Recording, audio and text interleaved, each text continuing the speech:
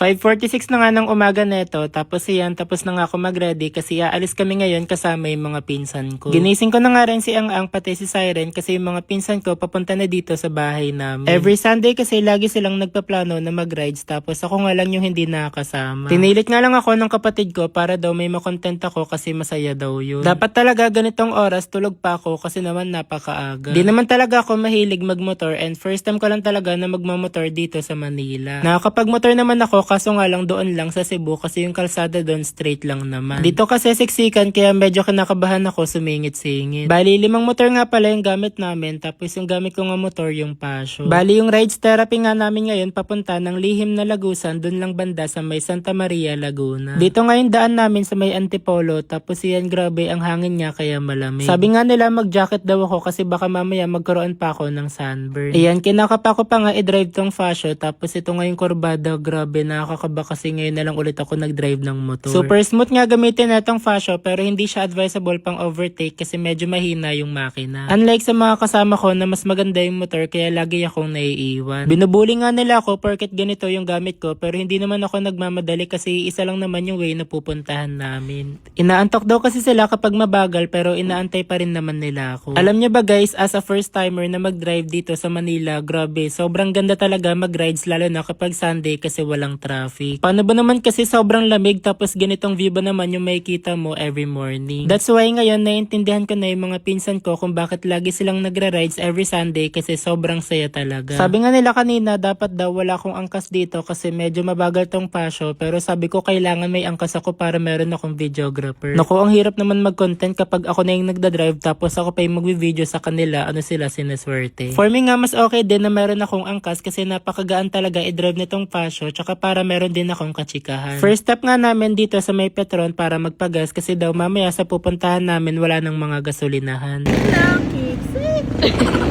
Nakapag water break na nga rin kami neto kasi yung araw medyo masakit na rin sa balat. Pero ang galing lang kasi dito banda sa mga mapupunong lugar hindi mainit tapos sobrang lamig pa ng hangin. Must try talaga tong rides every Sunday kasi sobrang saya talaga tapos yung kalsada hindi pa malubak. Like sobrang safe talaga mag-rides dito pero dapat doble ingat lang kasi yung ibang mga kabataan matitigas ulo kasi kapag nagbabanking nasisemplang. Kaya dapat talaga disiplina kapag nagda-drive kasi laging tatandaan merong pamilyang nag-aantay sa bahay. Di pa naman kami nakapagpaalam na ito kila mama kasi for sure hindi naman kami papayagan nun. Woo! Ganda! Woo!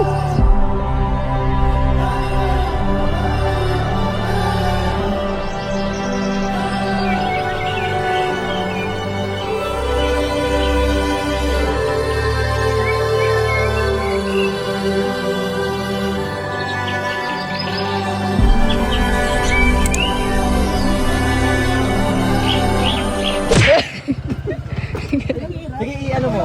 Oo. Nakapak ako, tapos tulak ko lang. Or buhatin. Bubuhatin mo pa kanan. Ay, pag ganun. Hindi pa dito. Dito ka. Hindi sa kabila. Pag ganun. Sige, tapakan mo Madiin. Bubo mo. Kuha na nga, be. Yung ano mo? Tungtungan mo. Bubuha kasi. Isagad. Alam ka na!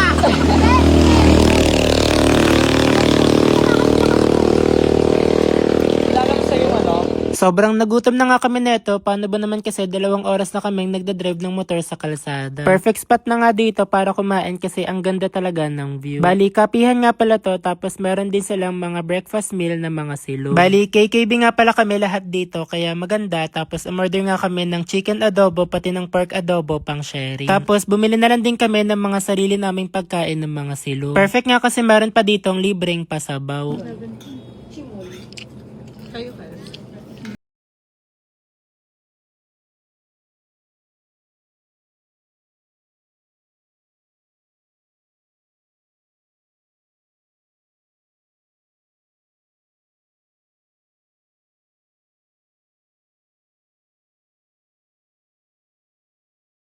Hello.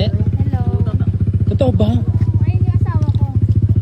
Ang galing nga kasi na-meet pa namin dito yung may-ari ng kapihan tapos nilibre niya nga kami dito ng libreng papinya. Tapos sabi pa nga sa amin ng may-ari ng kapihan, punta daw kami banda sa may KM90 kasi dun daw yung Little Baguio Botanical Garden ng Infanta Quezon. Diyos ko, hindi ko nga in-expect na sa sobrang haba na pala ng nabiyahe namin makakaabot na kami ng Infanta Quezon. Ang galing lang talaga tsaka sobrang proud ako sa sarili ko kasi gamit ang fashion nakapunta ako ng Infanta Quezon. Kaso nga lang sobrang init na neto, parang hindi na vitamins yung nakukuha ng balat namin. Kaya we decided na mag-picture na lang muna dito sa may KM90 tapos umuwi na rin after. Medyo nahihilo na rin kasi ako neto kasi ilang oras pa lang yung tulog ko. Ayan, thank you Lord kasi ginabayan nyo kami sa successful na rides namin dito sa Infanta Quezon kaya uwian na. Ayan, share ko na rin sa inyo guys itong legit at license na Mega Wagi at ilalagay ko na lang din yung link nito sa comment section.